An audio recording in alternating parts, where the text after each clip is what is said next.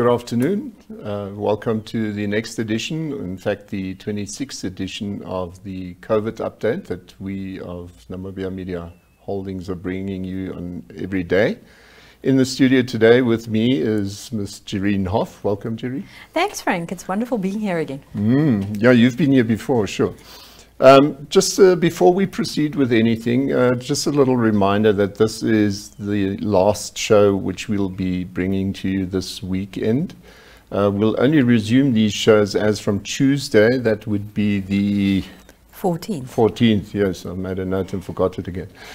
So it's the 14th of April when the next edition is due, unless during the weekend we find that something happens and we suddenly have to make a plan and inform you again.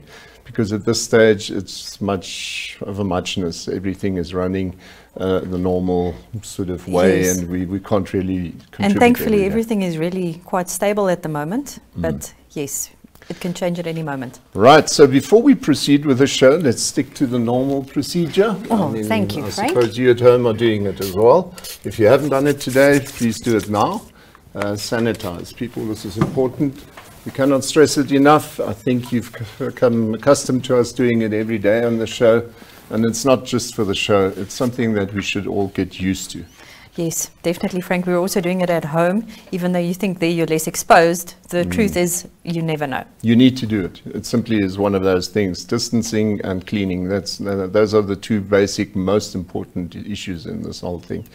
Right, we bring you first of all a quick update from today's COVID show, which was happening in the Khomas Regional Council's main hall.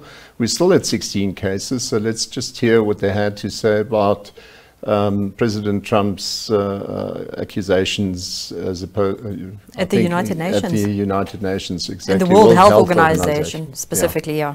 Yeah, so quite serious allegations. So let's just hear what our government says to that.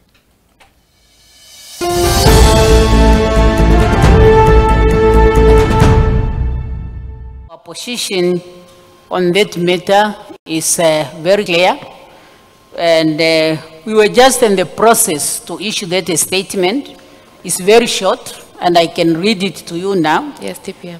We are saying that the government of the Republic of Namibia has noted with concern several voices raising in unfounded and disprogramming criticism of the Director General of the World Health Organization.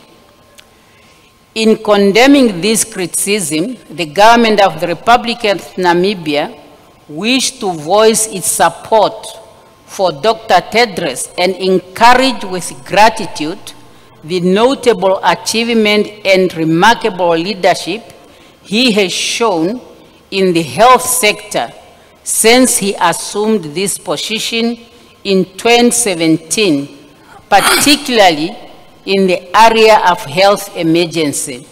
The government of the Republic of Namibia wishes to call on stakeholders to adopt a spirit of solidarity in these trying times, as well as we battle with the same enemy, the COVID-19 pandemic.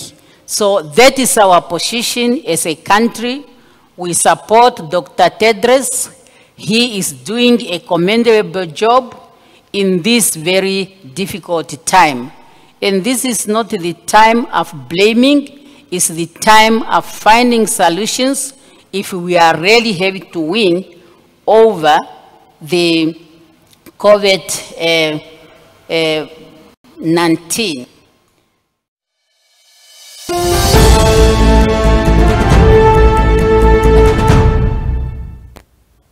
Yeah, Jereen, I actually have no problem with what she's saying. In principle, I probably agree with what she's saying. But I feel there's too much importance put into the fact that this is not a time about blaming. It's something that in Namibia starts raising its head more and more. And I would wish that, yes, obviously we now need to stand together.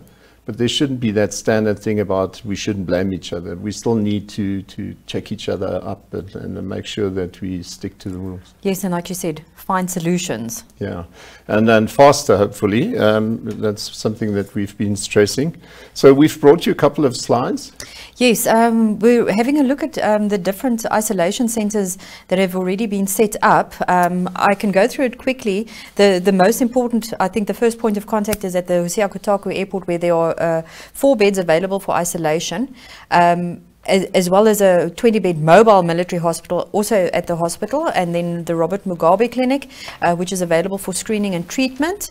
And in the meantime, they've also officially opened a 12-bed prefab facility next to the Windhoek Central Hospital. And there's also a treatment centre in planning at the old Ramatex factory. And then at Ungwediva Trade Fair Centre, there's also a lot happening, but we've got an insert on that a little later in the show that's come from the regions, and that gives an update of what is happening with all our isolation facilities. Yeah, and then we carry on immediately. We've got another slide for you.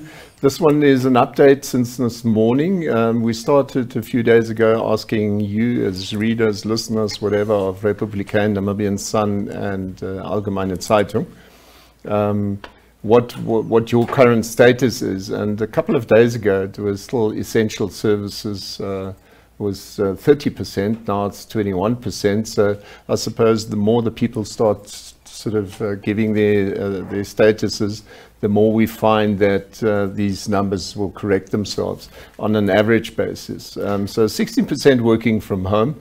I think the one that worries a bit is at home without income. Yes, very worrisome. If we say that 33% are there, then I would tend to say this can't be compared with always that dark figure which we had about unemployment being 33%. I pretty much think that the people who are inclined to take part in this sort of question would be people who are now newly at home and yes. Sitting without income, because we obviously heard that many of these guys are suddenly sitting without income because of tourism, because of all the various sectors that are attuned to it. Yes, and that can have quite a dramatic impact on what the future holds for us. What is impressive, though, is that there are 0 in hospital. Yeah, well, that's a good news, I think. You know, at the end of the day, I think there's actually one in isolation there, 1%. So at the end of the day, please, people, make the difference between quarantine and isolation. I know that we put them together in there now, but isolation is if you have been in contact or close to people that have some form of direct contact with COVID-19. Yes.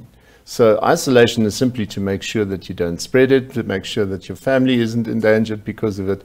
Quarantine is the moment that you've been confirmed as an infected yes. person. And that's when they take you one side. I mean, there's no two doubts. You won't spend any time at home. Yes. Yeah, that's when they take you. Self-isolation is a different thing. Yeah, but the isolation, self-isolation is a precaution. Quarantine is when the government has decided you need to be out of the system for the moment. And so I think fortunately our numbers are still very small. I just always hope and pray that they're also correct. Yes. Again, then we've also brought you a little message from the governor of Umusati region. Aginus Njala has given us a bit of his point of view.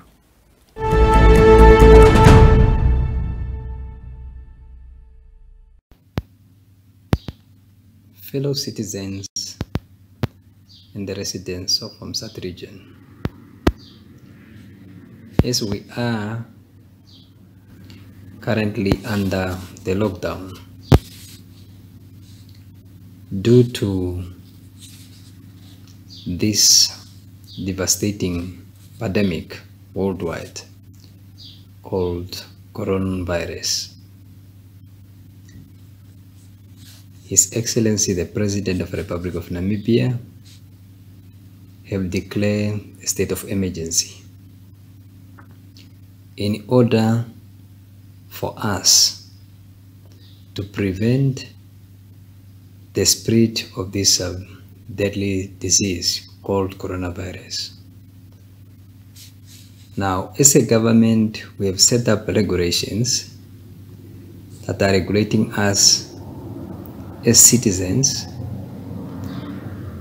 is an effort to make sure that those who are affected cannot infect the large number of those that are not yet affected. Coronavirus is a deadly disease. It's devastating a lot of countries. It's devastating economies of the whole world, and puts stand currently, and we must treat it with a human face. Now, as citizens, we have responsibility to make sure that we have stopped and we prevent to spread further this deadly disease, coronavirus. Although Namibia up to now have recorded only 14 cases, that does not mean we are not yet affected. That is just the beginning. All countries in the world, they started with 1, with 2, but today they're in thousands. Therefore, we must adhere to the regulations set in order to prevent it to spread further. Now, as this time of lockdown, let us adhere to the provision that was made through this regulation. We must avoid public gathering. We must avoid concentration where there's a lot of people. When we go for shopping, we must apply the the distance among you and the next person. And secondly, we must stay at home. The rules number 9 stipulate that in order not to spread further this disease, we must operate from home. It means in the street, no one is allowed to go around when you don't have anything to do. Of course, yes, perhaps it may happen that lockdown is a boring exercise, but prevention is always better than cure. Therefore, as citizens, we must obey the rules and we must stay indoor. Now, I want to urge the residents of Umsati to say, even myself, I'm operating from home, and let us isolate ourselves from public gathering, and so that at least we can now prevent the spread of this disease. Maybe perhaps what I can tell the public is that government to put up the preventive measures is not because he wants to punish you, but I think prevention is always better than cure. Now, this virus and this disease does not have a cure up to now. The only cure is that we must practice hygiene, such as clean always our hands with soap and sanitizers in order to kill the germs. We must practice now what they call social distancing, where we have now to keep a space between a person next to you, and then we must confine ourselves in our houses and then avoid littering around. Now, as the law-abiding citizens, I'm just calling upon you to do the same. Let us work together. Let us fight this coronavirus in unison. Together we'll make it. I thank you. Righto, thanks to Honourable Njala for that message. Of course, the message was recorded about a week ago when the stats still stood at 14. Of course, we know in between we've got 16 cases of COVID. And then, of course, there were major restructuring processes in the regional government as well. So we did have a few other messages, but of course they had to take a back seat now after we've got new governors. However, the positive message continues. We've got a football star, a lady this time, Anushka Kodom. She just wants to share a positive message with all of us. Stay tuned.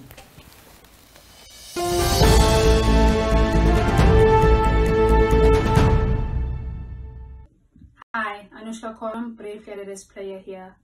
The world has been hit really hard by the novel coronavirus, also known as COVID-19. This had a bigger impact in some parts of the world than it has in others. It's for this reason that half of the world has been placed under lockdown. One of the main and first reasons is to protect us and not only minimize but stop the spread of the virus. The second biggest reason is to not overwhelm the health department as they work tirelessly and hard to find vaccines and treatments to cure this virus. I would like to encourage all Namibians to adhere to the lockdown protocols set up by our government. Stay safe, stay home, save lives. Praying for all of you and your loved ones. Take care, Namibia.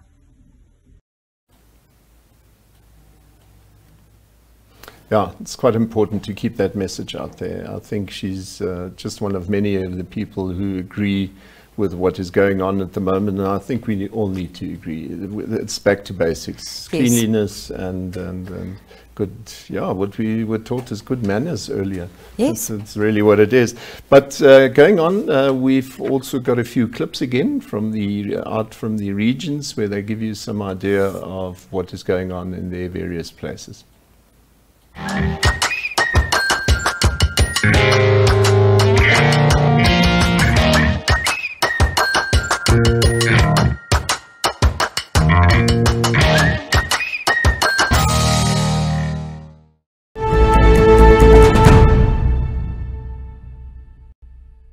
My name is Neta Ngunda. I'm the Vice Chairperson of the Unisocial Health Center, a welfare organization. And in collaboration with the Ministry of Health, we are helping to feed the people here, the persons without shelter. And we are giving them breakfast together with dinner in the evenings. How many people are you helping? So we are helping over 216 people daily. Daily we provide them with breakfast as well as dinner. And, where are we now? We are currently at the youth center here in Katutura. Do you help anywhere else? We also help at the Khomasdal Stadium, where they are feeding the persons without shelters that were removed from the street, relocated from the streets, as well with breakfast. How many people are there? There are plus minus 35 people. Okay. Do you have any message for our viewers at home? So I'd like to tell the viewers to come on board and help, because what we are doing is just a basic. But if people come on board, we'll be able to really cover and to be able to help many people as well. Because we are just giving breakfast and dinner, but someone can come on board with lunch or necessities like blankets, toiletries, toilet paper. So these are things that the people are really in need of. Because as they were being relocated, they were taken from their home. Okay, we can say they didn't have shelter, but they need more at this current moment. Thank you very much. Okay, thank you.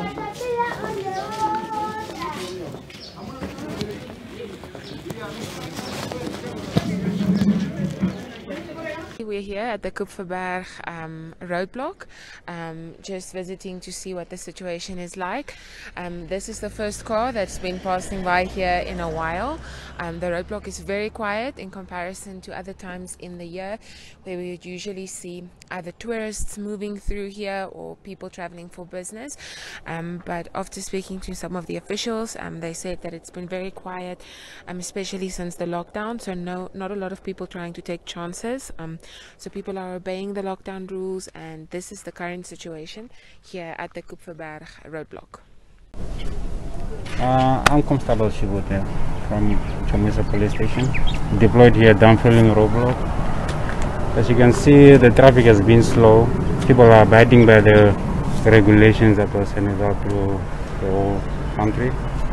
And my advice to everyone that's going to watch this is that you guys should keep the social distance thingy going on. and maintain a distance of 1 meter. The people who are coming to jog here, the road here is closed because I know you're told to come 2 by 2, but since it's a lot of houses, then we won't be able to control it. Then it's just look at the numbers, 2 times 30. So I advise you maybe you exercise in your house just for the meanwhile while this whole epidemic is done with. And then, yeah, that's about it. I'm Sophia Van Briggs, and I'm here sitting at my business where I'm used to run a business of cutting and selling meat. Due to this coronavirus, I'm facing very difficult with my business because now there is no customers. I cannot provide anything at home because I used to get money from customers. As you see that everything is now locked, the people they are at their home, no one is working up and down, so it's very difficult. So I think the business, the government must give us some help, yeah, because we have nothing. Thank you. As you can see, today we are at the NAM BTS headquarters in Tal Street, and Maricel Stoffberg, one of my zone's employees, are donating blood. You can see that they are doing everything to make sure everyone is safe and clean. Hi, I'm Leo and I live in Germany. Here in Europe, the situation with coronavirus is quite bad, so that is why most of us stay at home all day long. That sounds quite boring, doesn't it? Well, actually, it isn't. Come on, follow me. I'll show you what I do all day long. So I spent most of my time in quarantine here in the kitchen. For me, it's very important to train my brain. That is why I do a lot of crossword puzzles. You can even win things there. Also, it's very important to stay updated. That's why I read a lot of newspapers. That's quite a lot to read, but it's still better than all the fake news on the internet. Also, I read many books. That is good entertainment and gives you something to think about. And also very important in these days is Netflix. There is so much to watch on Netflix and some very interesting shows. Also, I need some food, of course, and that is why I learned how to cook. So stay healthy and have a good time in quarantine.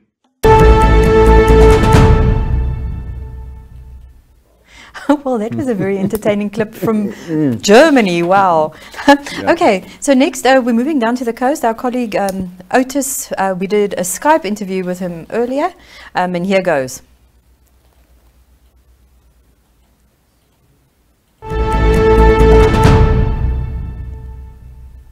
Hi, welcome back. As normal, we have come into the habit to phone people outside, find out what's going on in the rural areas.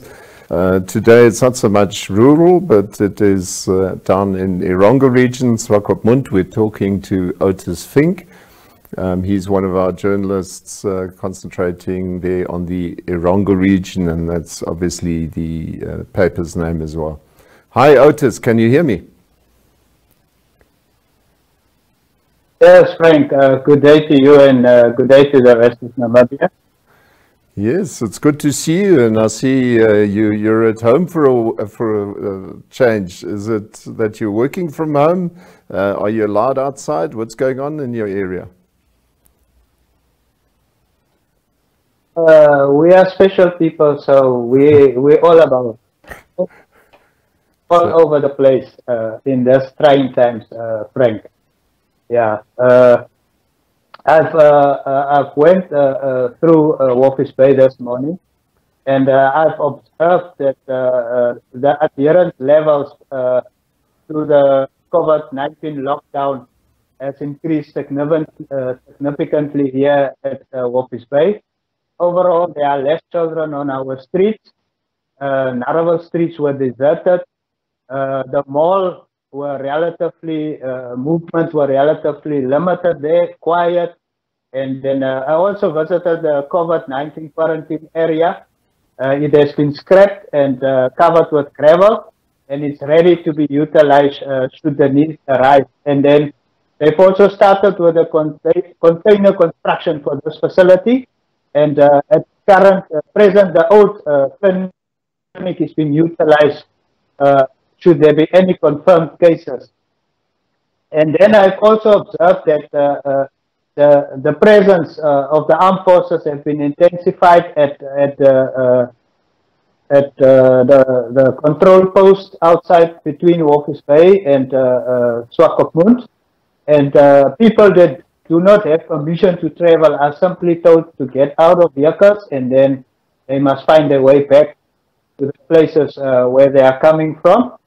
Yes, and then in town, most businesses are closed. Essential businesses are operating, minimal movement. And then I pass through Kusopmund, where there's still a lot of people in the streets moving around. And then, and especially in the vicinity of pep stores, shop for value, and at the post office, I observed some movement there. Yes, and that's the situation here at the coast, Frank. Just a quick question on that one. Obviously, the armed forces, jointly with the police, are cracking down now because they know they'll have their hands full on the weekend. When it's Easter weekend and a long weekend, people surely want to get done and still have some form of sanity. But by the same token, do you experience serious issues in the informal areas, such as Kusopmund, or has it sort of settled down now? I think it is to a great extent settled down because people have now started to realize the seriousness of this issue. So, as I said, the cooperation levels have increased greatly. Alcohol is still a problem. Alcohol is still a problem here in the area. Yeah. So there's a bit of smuggling going on, I suppose. Anyway, thank you, Otis. Thanks for the update. Our time, unfortunately, is up. So good luck, and I hope you have a happy Easter.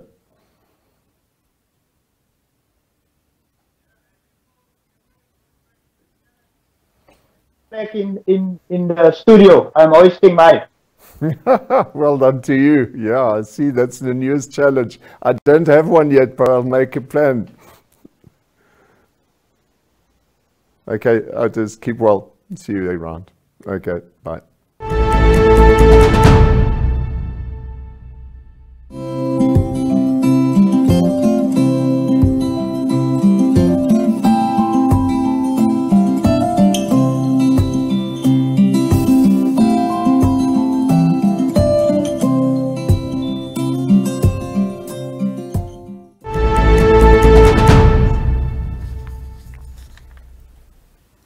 Right, then I just want to thank Otis for that contribution and just add to the fact that I spoke to his colleague Leandria Lowe earlier today, and she said just the level of movement down at the coast is really actually still, it's a lot. The same issue is here in Windhoek as well. If you drive around in the streets, you see there are a lot of people moving around. And she says just there's complete and utter disrespect to the armed forces, and they are really there to protect you against yourself. There is no rhyme or reason to be rude to these forces that are already just out there to help you. Yeah, I think that's what really happens. I mean, it's one thing to always write and about stories where police have abused their powers. It's another to have people running around and abusing the police, really, and hoping for them to react so that they can hopefully be one of the major items on the internet media. I don't know if you saw the press release from the police this morning about the video clip going around of the incident that happened in the north, about the police that said this man must roll around in his own tombu, and the police's reaction to it. But once again, it's being disrespectful towards the armed forces. Look, one can never condone it, never. No, but definitely the point not. is simply part of his own making. But talking of which, Anneke Hanekom was one of the listeners who wanted to know about what is happening to that isolation unit or ward that they are constructing in Walvis Bay. Now, I actually think of it now. I never introduced myself. My name is Frank Steffen of Allgemeine Zeitung. Thankfully, so your now name is you at know. the bottom. Yes. But anyway, and in the Allgemeine Zeitung today, it's actually our main report today on page 1 is the fact that there is that haji-baji going on between the previous governor, Muchavikwa, and the new, not actually the new incumbent, but the independent member of the council in Walfish Bay. And it really is an issue, and I think it's quite shameful that in a time of COVID we see that two people are trying to prove their egos instead of concentrating on this hospital. So we've written quite extensively about it, and I'm sure others will do as well, because it seems as if one was holding the other up while we have a private initiative where people really want to drive this project and wanted to get this done in as short as possible time as they can. Yes. So it's actually quite shameful to see that government officials, or actually politicians, and egos, are suddenly hindering the progress there. So it's not a good thing. But let's go on. Talking of isolation centers, there's one in Windhoek being set up. Yolanda Nel and Jana Marie Smith tell us about that. And there's a further one in Ongwediva. Yolanda Nel also interviewed Andre Bock of the Events and Exhibition Warehouse. Just see what happens in other places.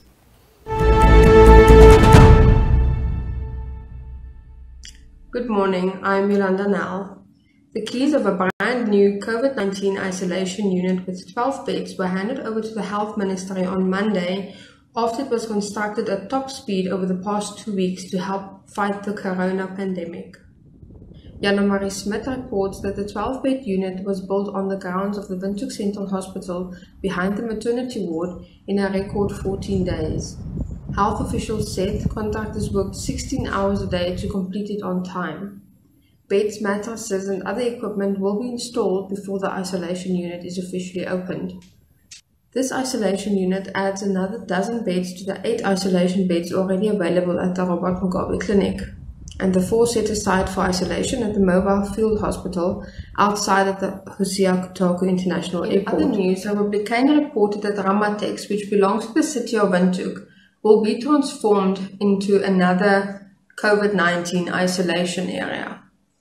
From further afield, I spoke to the staff at the St. Mary's Hospital in Rehoboth, which confirmed that they have an isolation unit within the hospital, but they could not confirm how many patients they can accommodate. In Okahanya, a private medical center opted to rather have an isolation area outside the medical center where suspected cases can be tested. This frees up any possible infections within the medical center. The Gubaba State Hospital couldn't give any formal information regarding an isolation unit. We conclude on a happy note that in spite of our current situation, life still goes on. We spoke to Yolandi Hawkins, who just welcomed her first baby into the world. I caught up with her earlier this week and she shared this video with us. Hi, ek is Yolandi Hawkins en ek is 38 weke swanger. Ek is gevra om vir julle my opinie te gee oor die COVID-19, juis as 'n swanger vrou. Ons het voorberei vir die lockdown deur maar net seker te maak dat ons alle nodige kosse het. Nou ons nou nie overstock nie, maar ons het dan seker gemaak dat ons genoeg het om ons deur te kom vir ten minste 2 of 3 weke, sodat ons nie onnodig hoef winkel toe te gaan en in rye te gaan staan en tussen mense hoef te wees wat nie nodig is nie. So dis hoe ons voorberei het. Die hele ding maak 'n mens nogal 'n bietjie senuweeagtig, juis oor jy die beste wil hê vir 'n nuwe baba en seker te maak dat hulle nie blootgestel word aan enigiets wat onnodig is nie, want 'n mens wil tog maar eerder seker maak dat prevention is better than cure. Ek is tans opgeneem in die hospitaal. So hulle is nogal redelik streng as dit kom by besoekers. Jy kan net een op 'n slag inkom. Jou kuiertyd is ook 'n bietjie minder gemaak. As jy onder by die deur inkom, dan neem hulle jou temperatuur en hulle maak seker jou hande is gesanitize. Ook as jy bo aankom, hulle maak seker jy is gesanitize en dan laat hulle nou natuurlik dit een op 'n slag in. So die hospitaal is taamlik streng oor dit en hulle maak maar seker dat jy nie onnodig blootgestel word aan die siekte sou iemand dit gehad het nie. Natuurlik sal jy ook vir jou eie mense sê wat inkom, hulle moet dan eerder by die huis bly, nie lekker voel nie of wat ook al, maar ek dink ons almal is nou al taamlik 'n tydjie by die huis, so ons sal weet as ons siekerig voel. So ja, die hele ding maak my so op die senuwees, maar ek dink 'n mens kan net voorbereid wees deur seker te maak jou higiëne is goed, en dat alles in plek is en dat jy nie te veel onnodig rondloop nie en dat jy maar redelik by jou huis is. En ek dink daar sal jy tamelik veilig wees en gesond wees. So ja, baie dankie.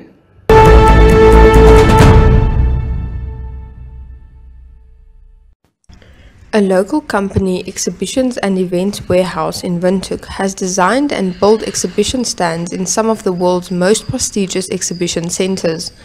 And now, amidst the COVID-19 pandemic, they are assisting the Minister of Health to set up isolation units in the country.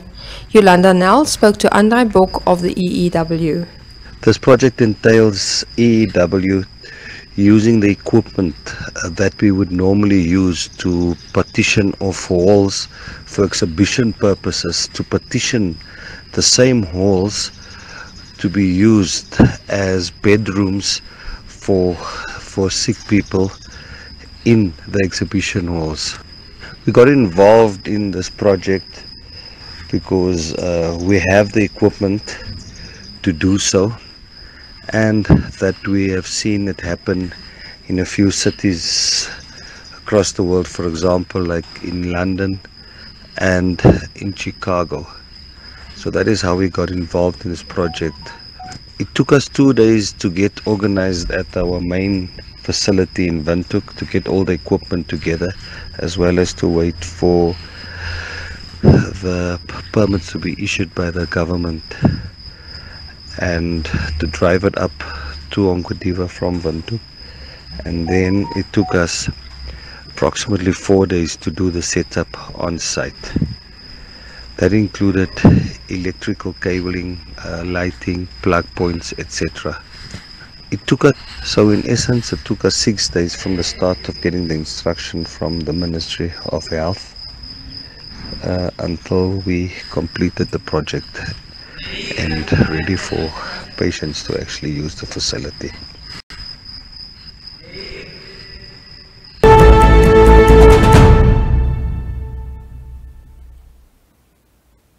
Jerry, I think this is very important to understand. We were actually discussing it as we viewed it now.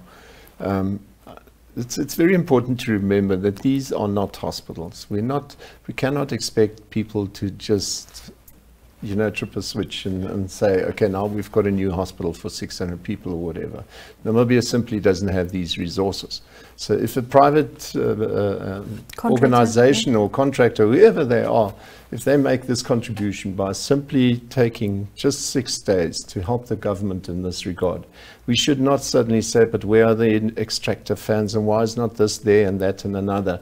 This is really, in case this thing goes horribly wrong, what can we do to assist those people then? And I think this is great. If we can get this sort of thing going all over the country, number one, it creates goodwill amongst the people, and it creates a big measure of goodwill between government and private enterprise and private people as such, the people such as you and I. So if we all contribute in our small little way, we will be much better off at the end of the day, even after COVID.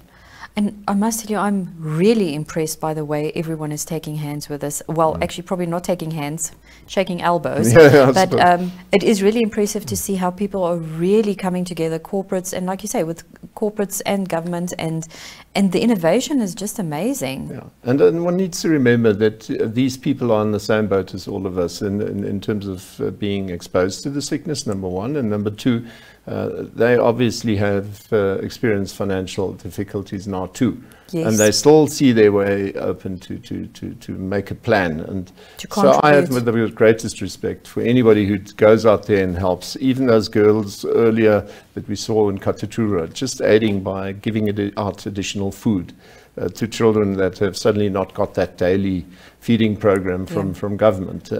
So there's so many small ways in which we can all make a difference, and I think we need to remember that. There was some person who actually commented that the Afrikaans language commentary or whatever we brought to you, whether we can't translate it. No, we won't translate it, but if you for that moment switch off your sound, you will see that there is a translation in English at the bottom of your screen. So we try to accommodate obviously everybody, but it's not always possible, and there are obviously still there is a big portion of Afrikaans speaking people in this country, so this program is not only for English speaking, we're trying to engage with everybody. But just to add to that, the woman that we were speaking to earlier who was in hospital for her baby has consequently had her baby already. So congratulations to them. Yeah, yeah, and that is true. It's important, you know. I think it's quite traumatizing for a mother to suddenly find that nobody can visit you. I think you become your a whole bit support lonely. network Yeah. is shut away. Yeah, and then it's a time when you actually need support. So, Yes. so yeah, it's just good to see that at least they can have 1 or 2 visitors in a day, or possibly more if they sort of plan it a bit. But also in spite of all the negativity that goes around, there's still so much positivity as well. Babies are being born and life does go on. Talking of babies, we've got the kids program coming up now, prepared as per usual.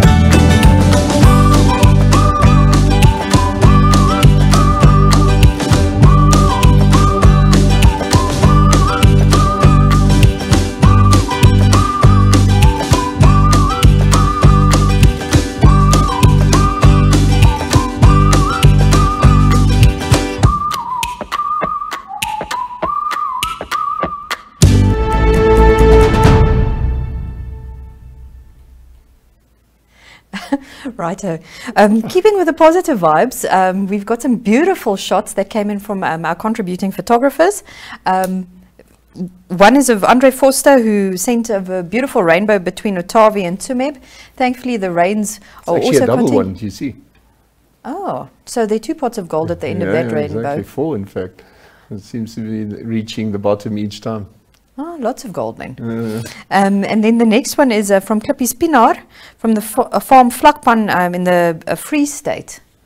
Wow, more rain. You see, rain is just amazing. It really just has such a positive impact, especially on Namibians. But it is patchy, or how would we say, plek. So, yeah. Anyway, so this is our show for today. As said before, we'll only resume it on coming Tuesday again. Thank you, Jareen, for joining me on the show. Thank you, Frank, for having me. And to you, all the listeners out there, be safe. This time we don't need to remind you of driving safely. Just remain safe. Be sure to always sanitize, keep your distances, and I hope you have a happy Easter. And then, like I said, do the same as we do. Remain safe and remain well.